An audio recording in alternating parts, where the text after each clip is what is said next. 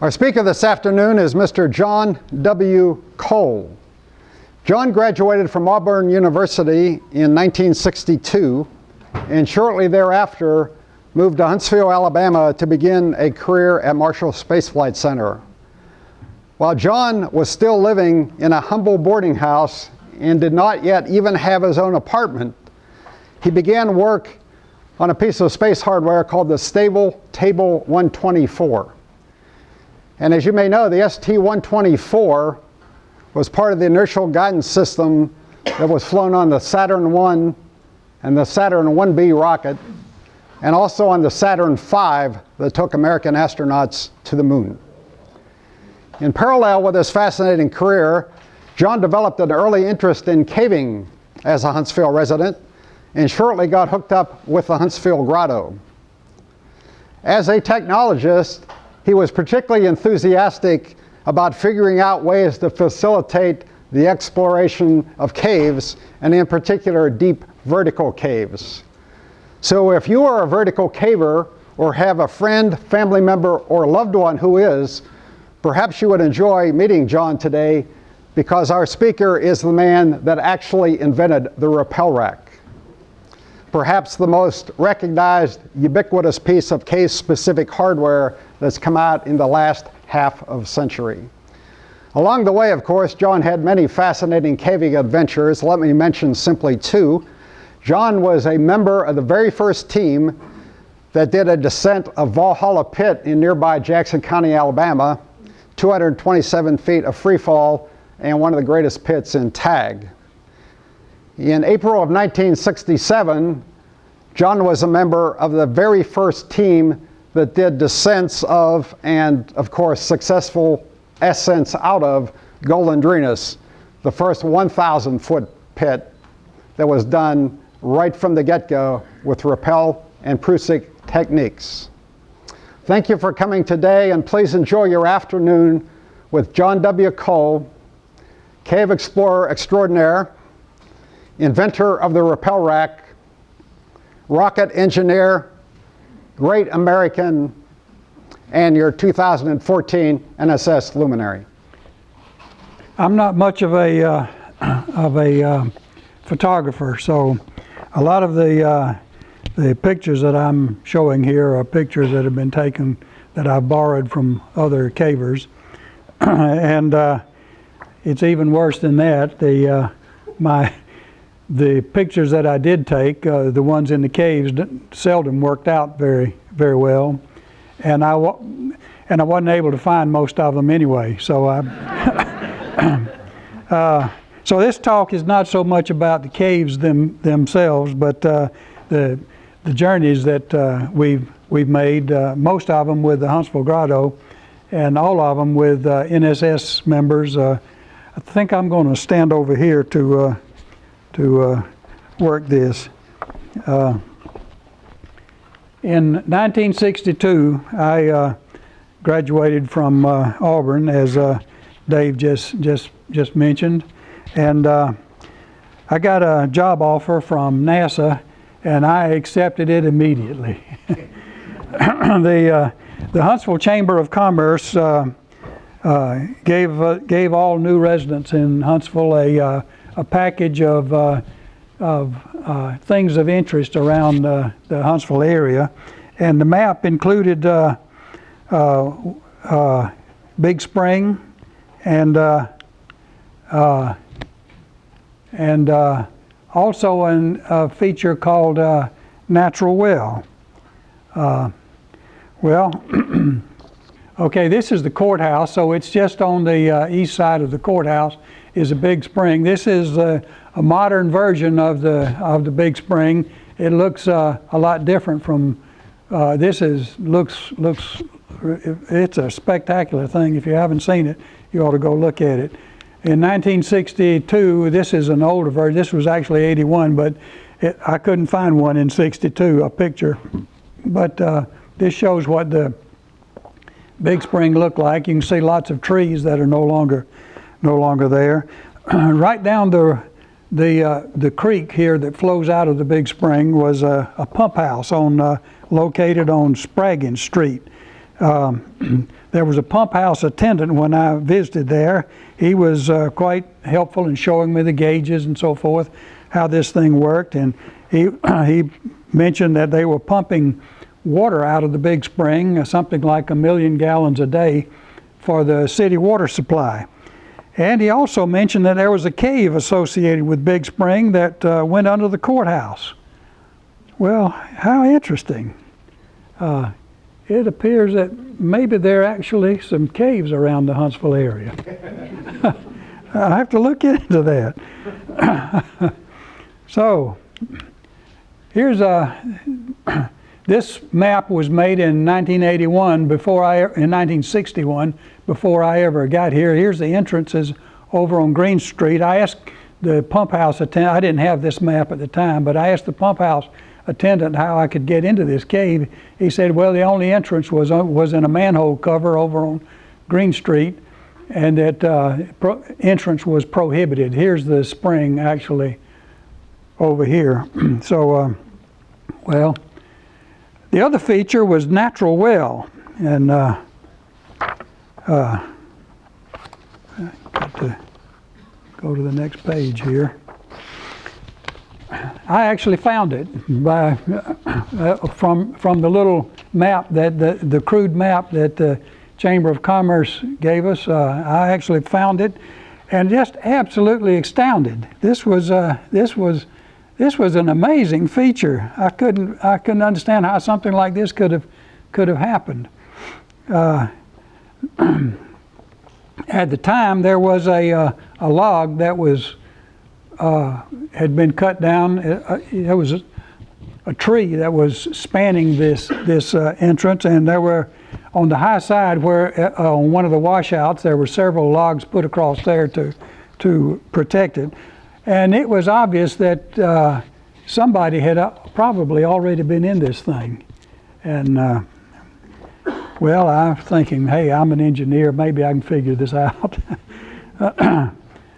Back at Auburn, when I was at Auburn, some of my rock climbing buddies had learned to climb, had done rock climbing, and they taught me how to tie a Prusik knot. Well, I came up with an idea. Oh, this will work, maybe. So this is my granddaughter who's demonstrating this thing. One Prusik knot, the rope goes up over a limb, and you pull up all arm power. You pull up and slide the Prusik knot up. I managed to climb 15 feet with that. Absolutely exhausting. The rope seat that I've got there was just absolutely painful. It's clear this is not acceptable.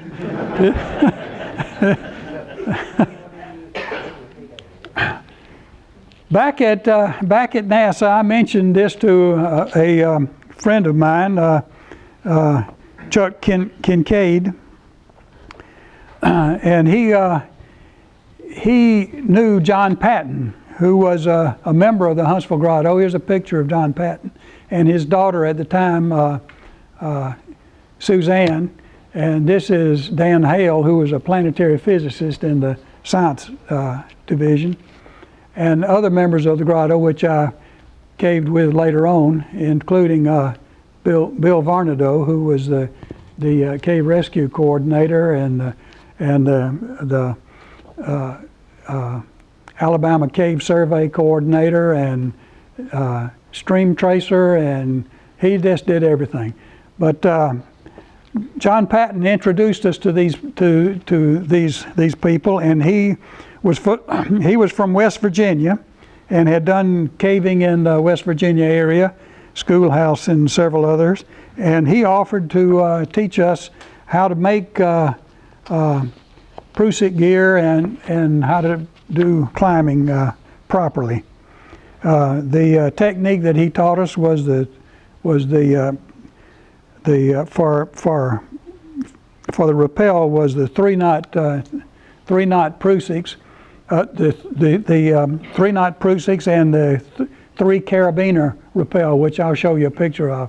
He took us to to an area that locally is known as three caves. It's actually a quarry, a rock quarry, and cavers just could not bring themselves to call a rock quarry a cave. So it was referred to in the Huntsville Grotto as a Hermitage quarry, and that's where we did our training. And here's a picture of some training over one of the entrances, one of the entrances there. About that time, Bill Cuddington moved to Huntsville, Alabama. He had already been to Firn Cave while he was still in Virginia, and he immediately began pushing everybody in the grotto to get ready for the 1,000-footer. That was uppermost in his mind. Here's a picture of him at Hermitage Quarry doing a 90-foot rappel there. That's on 13.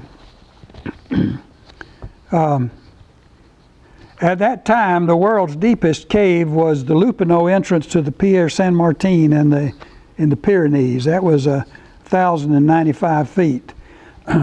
Bill was saying, well, Prusiks could certainly handle a 1,000-foot climb. However, the rappel devices we had were limited. They couldn't handle that. The French had gone down in the Lépineux, but they did it with a winch. They lowered a guy down and had one bad incident there. Here's some of the vertical rappel devices. We tried all of these things. The Ranger rappel. Here's the three carabiner rappel that John Patten taught us to use. Is similar to the fireman's pompier hook, and John Patten had a device which a lot of us copied that used this, which was made of half-inch cold rolled steel bent into an odd shape here. If you were in free fall, these things tended to create a spin. You would rotate. There were some horizontal devices. Bill Cuddington had somebody make a spool for him, and Richard Schreiber also used a spool. Some people used double brake bars, and on occasion the gate would break here, which was made a little bit of a hazard. And so everybody in Cuddington had everybody in the grotto working on trying to figure out how to solve this thing, and lots of ideas came about, lots of ideas. Some of them that we actually manufactured, some of them worked.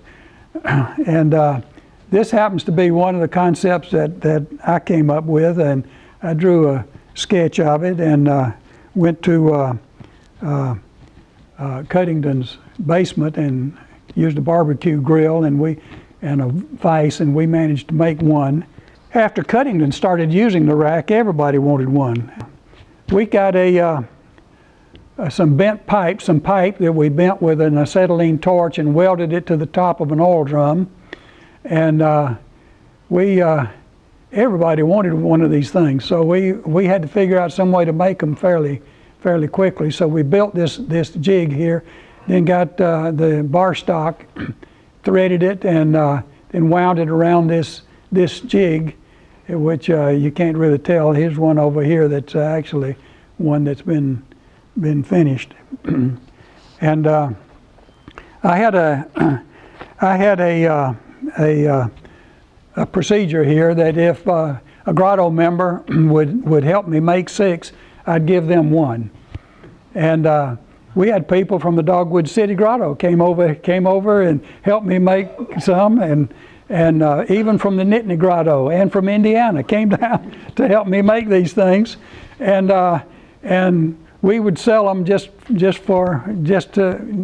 try to get the device out there, because we thought it was safer than any other device. Now I have to say, there is no rappel device that is absolutely safe. I mean, there's ways you can goof things up. You got to be careful, but this was so much safer that the entire grotto wanted this to be distributed and made fairly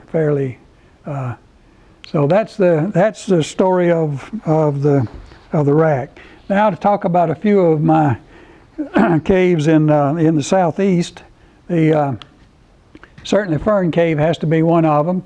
Here's Bill Cuddington, that was the guy that actually found it. Here's a picture of me and Bill Cuddington and several other people at one entrance here. Another chart of that. Here's a picture with, this is in Firn. This is Dick Mitchell running the camera there, and Tom McAllister, which you can see and here's Dick Mitchell on his way down to the bottom of Surprise Pit. This is another picture of Cuddington. He's helping somebody, and Cuddington on Rappel here, and somebody climbing up there. Here's another of my favorite caves was Valhalla that Dave mentioned earlier. And here's a picture that I took of Bill Cuddington on Rappel. Like I said, I'm not a very good photographer. It didn't work out well. But here's a picture of Dave Hughes, the guy that just introduced me here, later on in 1976, of him going down Valhalla. Here's a picture of the bottom of Bull Cave with Kirk Holland and Wayne Hudson. This picture was taken by Richard Schreiber. If you heard Marion Smith's talk yesterday, this is one of Marion Smith's pictures. You probably saw some similar. On the wall here is Bill Cuddington's number. He had been here lots of times earlier. But at the time that we did this, Bull Cave was the deepest cave east of the Mississippi River. It was about 925 feet of total depth. A total of 18 pits in there, not all of them in conjunction. Preparing for the 1,000-footer. What did we do? Well, one of the things that we did was to go to Whiteside Mountain in North Carolina. It's about a little over 600 feet there, and here's a picture making people don't show up, but here's Cuddington and someone else climbing in tandem. We figured that if in order to do a 1,000-footer, climbers would be so slow, you'd probably have to climb two at a time. So we practiced that here at Whiteside Mountain, and it worked all right. And then we did some caving in Mexico. Now this is the pin I've got here on the map shows where the Golondrinas is located, but my first trip was about 10 miles, actually 10 miles south of where the Golondrinas was located. I've gone too far here, got to back up.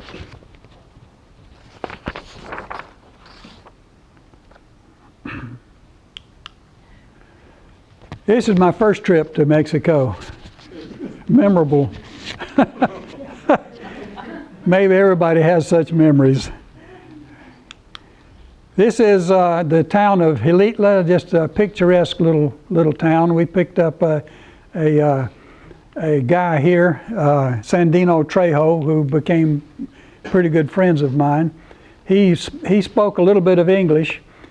Of course, he spoke Spanish quite well. I spoke a little bit of Spanish. But what was important was that he spoke Huastecan, which is the language that most of the natives up in the mountains spoke. They usually spoke a little bit of Spanish, but mostly Huastecan. So he worked out to be a real good translator. This is at Gomez Farias. There's a ferry there.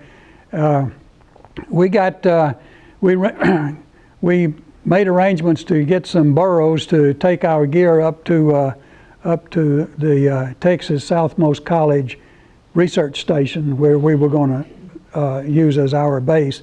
But by the time we got ready to go, guy with a lumber truck came by, and we abandoned the burros and took the lumber truck. This is Bill Tozer over here, who is past president of the NSS, incidentally, and there's Dan Hale on the back there, and that's just another picture that picturesque of the area. This is one of the two cabins there at the Texas Southmost College Research Station where Harrison was staying. He was the custodian of that area. And here's a picture of Bill Cuddington and someone else looking down a pit. Here's another pit that they're looking up at. And we explored a number of those. I've got lots more pictures that are also not very, very good. But this was our last, the very end of our last day. We'd run out of time pursuing a lead, the last lead, in no time. Got to go back to Alabama. Here's a better picture of Bill Tozer, and this is Sandino Trejo, who we. When we got back to Alabama, I married this young lady, and together we started planning with members of the Grotto and other members of the NSS, planning a trip to the Pierre San Martin in the Pyrenees. But in the meantime, T.R. Evans called and said, hey, I think we found a 1,000-footer in Mexico. So that was, well,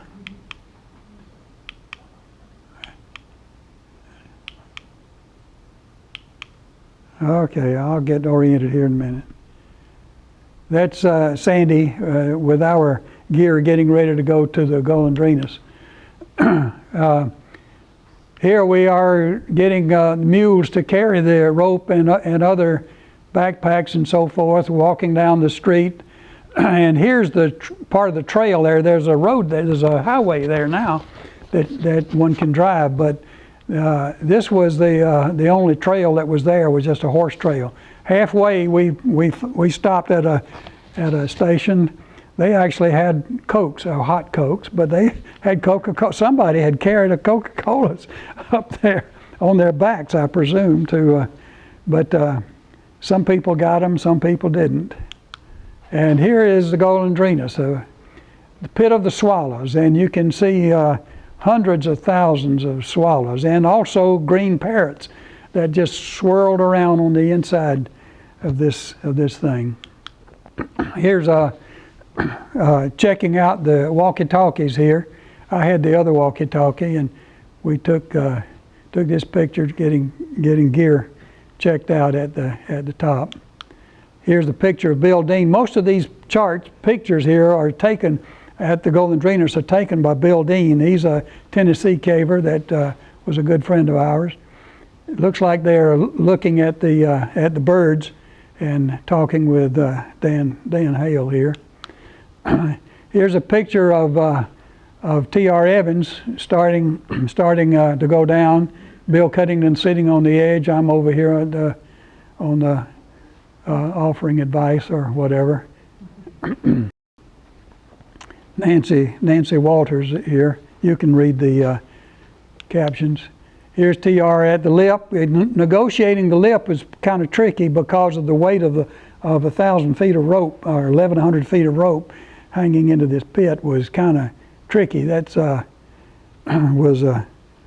but everybody managed it. Actually, what we did was to tie a Jumar down below, and then we could pull the rope up, lift some of the weight off the rope so people could get over it. And here's T.R. on his way down, and Bill Cuddington starting over the lip. Here's Bill Cuddington down about 30 feet or so. And here's another picture of the campsite on the bottom. Happens to be Cuddington here again. And the locals were quite friendly. They offered us this shack, or hut, I would call it, probably a place they kept livestock, but they offered it to us for us to store our equipment and to stay in. And here's Sandy and me and some other people that are getting ready for the evening in the hut. And here I am waiting my turn. I decided I wanted to see if I could get over the lip without anyone pulling up the rope. So here I am rigging in and actually negotiating the lip. It was doable, but it was tough. And on my way down here. And this is the bottom of the cave. You've probably seen lots of pictures of the bottom in the past. You notice we pulled the rope under the lip so that anything that fell in wouldn't tend to fall on the pile of. We had a lot of rope, extra rope on the bottom here. Here's somebody here, and there's somebody else way over here. There's lots of better pictures of this, but my pictures I didn't claim to be a good photographer here. Here's T.R. Evans now, coming back to the top. He's out, and lots of onlookers here. Why? Encouraging Bob Hugel to get out. Lots of spectators, and now when Bill and I climbed in tandem, and I was on the top and Bill was on the bottom. It was daylight when we started out, but we were slow, and it was dark by the time we got to the top. Here I am holding a flashlight so Bill can see his way over the top here, and then de-rigging here, and now after the Golondrinas, most of the people that had been interested in going to the Pierre San Martin dropped out. We'd already done a 1,000-footer. Why do we want to go do something that's not as deep as the Golondrinas? And furthermore, it'd be an expensive trip. However, Sandy and I were still interested, and so was Warren Heller and Jim Chester, and that's everybody else that had indicated an interest backed out. But we did go, the rest of us, and it was an interesting area. There's lots of visitations we had to make to the embassies and local authorities. At the time, the Spanish had both a civil government and a military government, not only for Spain itself, but for each of the provinces within Spain. And we had to get permission from everybody to do that. Here's one of the border crossings. The French didn't seem to care. It was all right with them. We got permission from the French through the mail, and that was happy. But the Spanish wanted everything done in person. Here's one of the border crossings on the highway. We saw lots of caves along the way, so it's quite a few karst features, and more car trouble. You notice I'm wearing a jacket here. That was I thought that was appropriate for discussions with the embassy personnel. We were trying to look professional here, and the Pierre San Martin is close to a town called Santa Engracia, and here's Warren Heller and Jim Chester back behind me there, and some of the French cavers that we were talking to there. Had a flat tire again and more car troubles. We had lots of help though, the people visiting us. The Pierre San Martin is supposed to be located within 1 kilometer of border marker 262. Well, we found it. and lots of other people camped out there. We discovered that this was quite a popular hiking and camping area. But sinkholes everywhere. Within 1 kilometer, surely we could find this thing. Is this it? No, is this it? And we checked out a half a dozen of these things, and sheep everywhere. Well, finally, a shepherd came by, and we asked him, and he took us to the right one. So we finally found it.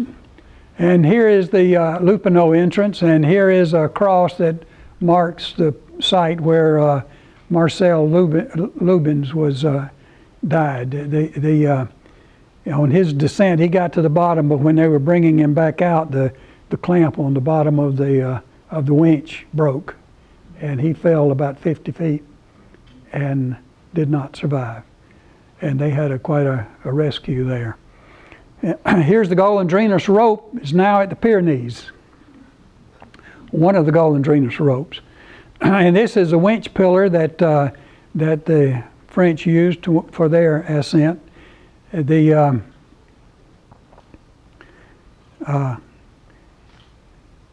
Warren and Jim Chester are slicing a garden hose, which we used for part of the rope pads. Lots of visitors. This was a popular hiking area, so there's lots of people stopping by. We're laying out the rope here to get it uncoiled or untangled from the crochet. More visitors hiking by. And here we are in the morning in the Pyrenees, bright and early. We'd rigged a hand line so we could get down into the pit. More visitors here and more visitors here. Lots of interest, curious hikers. And we finally got the rigging, the initial rigging complete. There's a picture of me standing by here.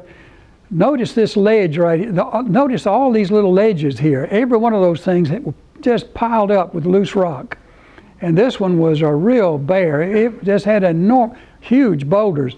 We had to spend a lot of time, a lot more time than we expected, cleaning off these ledges.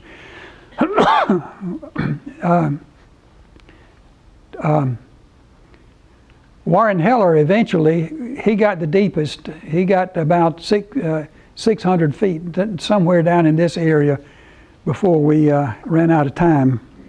And Jim Chester was in the Army, so his leave was up, and he had to leave, and that was. But in the meantime, here I am standing on top of the trap door that where the rope goes through the trap door. All of these beams here are holding up loose rock to keep it up from falling down through. The trap door was to catch the smaller stuff. This is looking at the trap door from the bottom. Here I am on the rope going down somewhere on 3-knot Prusiks coming back up. Here's Warren Heller on his way down. And here's Warren. I took several, since I was already down there, I took several pictures of Warren Heller coming down. And this shows that that ledge after we had managed to get it cleaned with the worst looking debris, and that was. But then we ran out of time and had to pack up. We went back to the hotel. The French had offered to. We visited their camp here, and they offered to.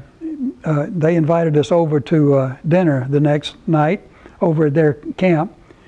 But we went back down to got a hotel room, took a shower. That was great. And while we were eating dinner there was an earthquake. It shook the glasses and plates off the shelves in the restaurant. Those of you here in Huntsville that are old enough to remember, it sounded like a Saturn V test firing. It rattled the windows and so forth. And that was my first impression. But Warren says, earthquake, earthquake. So we ran outside. There was a crack in the wall where we were sitting, but it was turned out to be severe as for one particular town. So the next evening, we went back up to the Tete Sauvage camp. Their camp was about a kilometer away from the from the Lépineux entrance, and this shows what their tents and so forth. The French had offered to help clean up the hardest hit little village, which was close by, and we volunteered to help also. So Warren and I were assigned one house, not this particular one, but one of them that was not quite so badly damaged. We spent a day doing that. Elsewhere, the damage was not quite so severe. Here's a wall, but in the back, if you can see that, this home back there was fairly well damaged. But the French also offered to take us on a tour from the Tete Sauvage entrance underneath the Lépineux entrance and to the Salverna, and then from there out the electric company tunnel. The electric company had drilled a tunnel into the bottom of the Pierre Saint Martin, and they were funneling water out there to run down through a series of turbines to generate electric power. Which so this mountain, which was I don't know, 15,000 feet probably total, but they ran down the hill and generated electric power. Here we are at the Savage Head entrance. Sandy's sitting right by the entrance here. The French were using wetsuits, which would have been a good idea, but we didn't have any. And there were some places that it was really hard to stay dry. But the Tete Sauvage entrance is 1,400 feet, but it's in multiple drops. And the part of the French cavers here. The rappel device that they used was a bobbin. I've enhanced that over here so you can see what it looks like. The rope comes through here and around there. But most of not most, but the first 300 feet, the French had rigged with hard ladders. And here's some more pictures of the hard ladders. And at this point, my flash broke, and I didn't get any more pictures. But when we got out, I didn't need a flash. Here's part of the electric company tunnel, which if you can. It's a pipeline that's going. This is actually the cave entrance is way up, further up the hill. This is further down the mountain than the exit from. But that was let's see here. Here's the Savage Head entrance. There are other entrances that are further up that have been found since then. So this is an extensive cave. Here's the Lépineux entrance here. Here's Salverna, a huge, huge room. Our lights would not begin. In the middle of it, you could not see any of the walls. Just absolutely huge. Here's a waterfall over here. Our path followed the water, and we came through here, but we never got to really see any of this. But here's Salverna, and that connects to the electric company tunnel, which comes out here. But there's lots more cave that's been found since then that ties in here. And we spent a couple of days in Paris and then back to Alabama, back to the southeast. And shortly after that, Richard Schreiber called to say they found an interesting cave on Pigeon Mountain that they wanted us to go see. Well, that really was. This is a fantastic pit. This is a picture of Della McGuffin, who actually is the one that found it, and a picture of Richard Schreiber. Richard made his own racks. I didn't make those. He made those himself. And here's a picture of Dan Hale signing a register at the bottom of Fantastic. And this picture was taken by my sister Janet, who also went with us on this particular trip. She did not do the pits, but well, she may have done the warm-up pit. But with my Bronco in the back, and you can read who those are. And then I've got some interesting Huntsville Grotto trips that were made on our way to and from NSS conventions. We did a lot of that. Here's our second Huntsville Grotto trip to the Grand Tetons. Actually, we went up this I forget the name of this canyon here, Cascade Canyon, or I can't remember. And then on the backside here, there's another thing. This is called the lower saddle. There's another upper saddle which is around the corner here, and then from there we scrambled up to the top. And here's a Huntsville Grotto crew that's getting ready to go. This is from the top of the tree line looking back down that canyon, and this is up a little bit further going around some of the glaciers or snow banks here up towards the lower saddle, which is where we camped. And here's Jim Hall. He found a cave. Well, sort of a cave.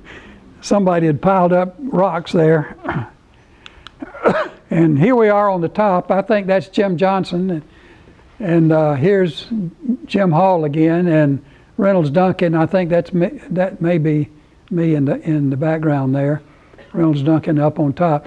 Just right when we got to the top, a daylight meteor came by. Now this is just phenomenal.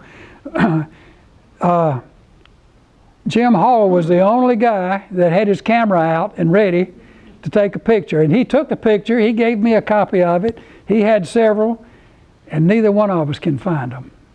Well, I don't know what we've done with those things, but I did find this picture taken on the web. Actually, I got a better picture down here that is from the NASA. This is a NASA archives picture that somebody turned in. And you see this little peak right back here? That's the Grand Teton. And the Huntsville Grotto, when that came by, Huntsville Grotto was standing on top of that.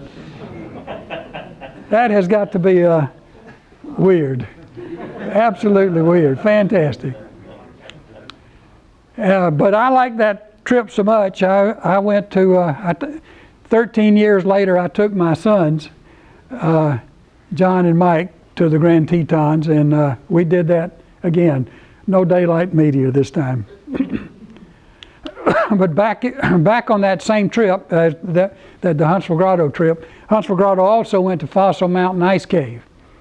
I couldn't find any of my pictures of Fossil Mountain Ice Cave, but there on the web there's some pictures that were taken of Fossil Mountain Ice Cave even before we went in '72. This one was taken in '56.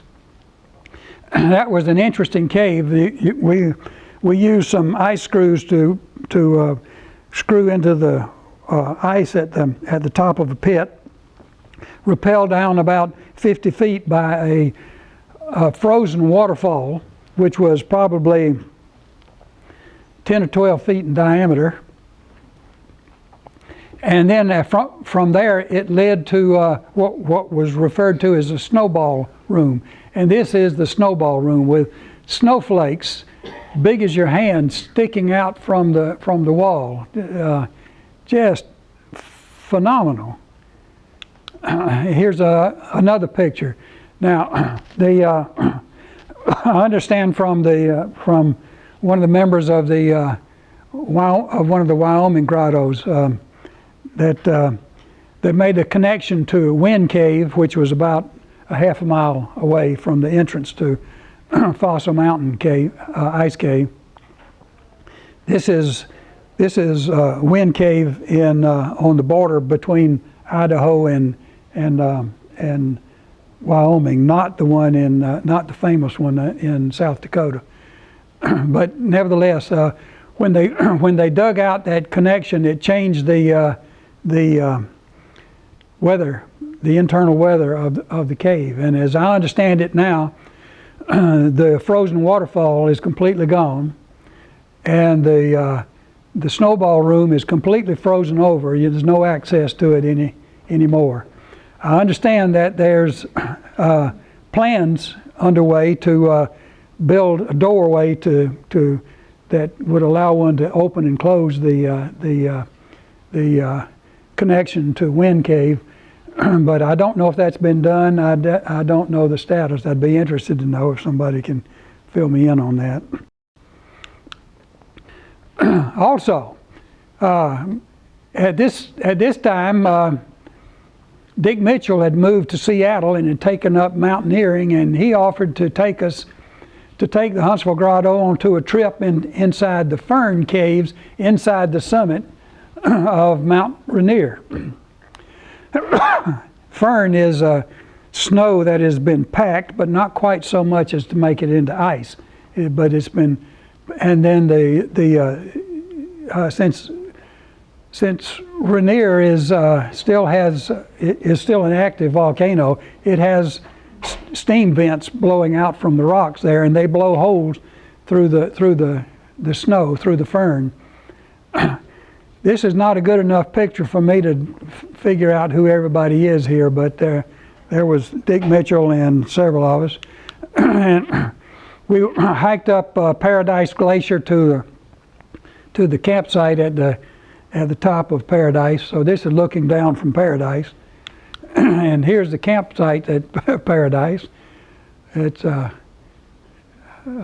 you can imagine what everything is there. And everything was going fine till we got to the clouds.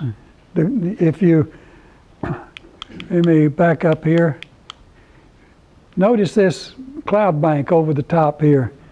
That created problems for us.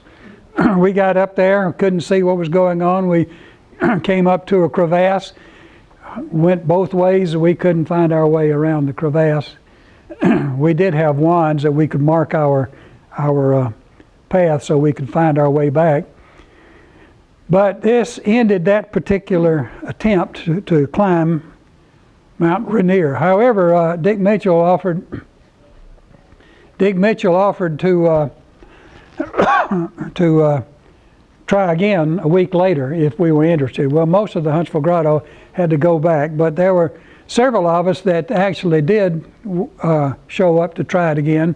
Reynolds Duncan was me and Reynolds Duncan, and seemed like somebody else, and I don't remember who it was. But here we are getting ready. Notice there's no cloud bank over the top.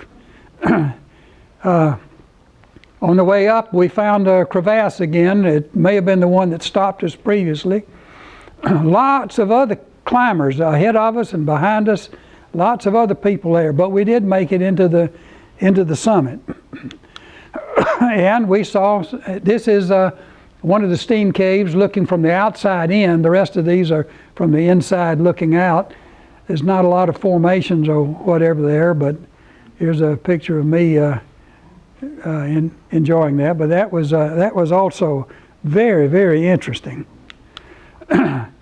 This is one of our convention. I think this was white salmon, but I'm not really for sure. It is? Okay, somebody recognized. And from there we went into lava tube caves. Here I am carrying Mike, and my older son was he was about 3 years old. Yeah, here he is, and younger son Mike. And here's a picture I took. This was, we had film in those days, you understand.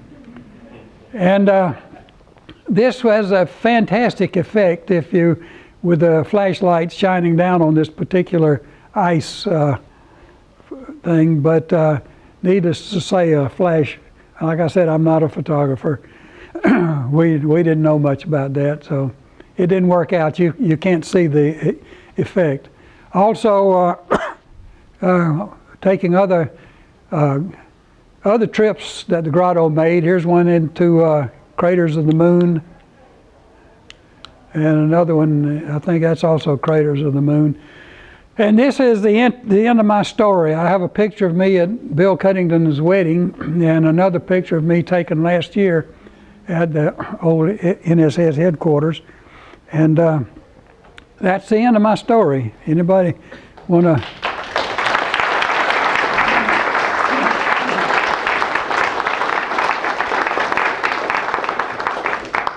Thank you, John. There are several members of the John Cole family in attendance today. Would you folks stand up and be recognized also, please?